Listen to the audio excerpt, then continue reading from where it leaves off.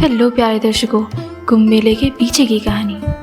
भारत के सबसे पवित्र और भव्य आयोजनों में से एक कुंभ मेला हर बार करोड़ों श्रद्धालुओं को अपनी ओर आकर्षित करता है। लेकिन क्या आपने कभी सोचा है कि कुंभ मेले के पीछे की असली कहानी क्या है?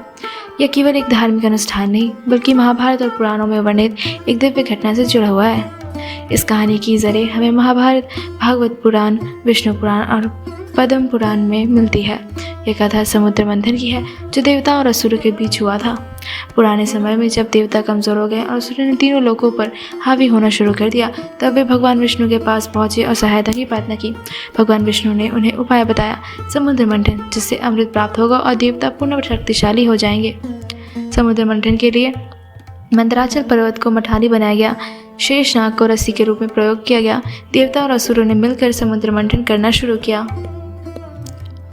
समुद्र मंथन से अनेक चीज़ें निकली। कालकूट विष, कामधेनु गाय, एरावत हाथी, कौस्तुभ मणि, लक्ष्मी देवी और अंततः अमृत कलश।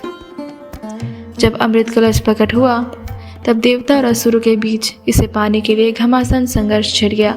असुरों ने छल से अमृत कलश को छीनने का प्रयास किया। भगवान विष्णु ने मोहिनी रूप धारण कर असुरों को भ्रम में डाल दिया। इसी बीच देवराज इंद्र के पुत्र जयंत अमृत कलश को लेकर आकाश में उड़ गए, जिससे असुर उनके पीछे दौड़ पड़े। यह युद्ध पूरे 12 दिनों तक चला, जो कि पृथ्वी के 12 वर्षों के बराबर है। इस दौरान अमृत की बूंदें 4 पवित्र स्थानों पर गिरी: हरिद्वार, प्रयागराज, उज्जैन, नासिक।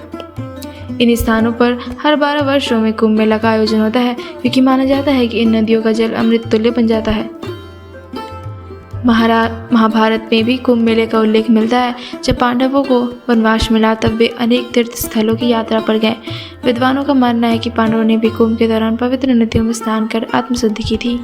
भगवान श्री कृष्ण ने अर्जुन को कुंभ स्नान का महत्व बताया था और कहा था कि स्नान से सभी पाप नष्ट हो जाते हैं और मोक्ष प्राप्त होता है। कुंभ मेले में स्नान करने से पापों का नाश होता है, आत्मा शुद्ध होती है, मोक्ष की प्राप्ति होती है, मानव जीवन को आध्यात्मिक उन्नति मिलती है। महाभारत के अनुसार जब ग्रह नक्षत्र की विशेष स्थिति बनती है, तब इन नदियों का जल अमृतमय हो जाता है। इसलिए इस दौरान स्नान को सर्वोच्च पुण्यदायी माना जाता है। कुंभ मेला सिर्फ स्नान करने का पर्व नहीं, बल्कि संतों, महात्माओं, साधुओं और भक्तों के लिए एक आध्यात्मिक संगम भी है। यह मेला हमें संयम, साधना, त्याग और भक्ति की ओर ले जाता है। कुंभ मेला समुद्र मंथन की दिव्य कथा से जुड़ा एक ऐतिहासिक, धार्मिक और आध्यात्मिक पर्व है। यह हमें यह सिखाता है कि धैर्य, तपस्या और आस्था के द्वारा ही जीवन का अमृत प्राप्त किया जा सकता है।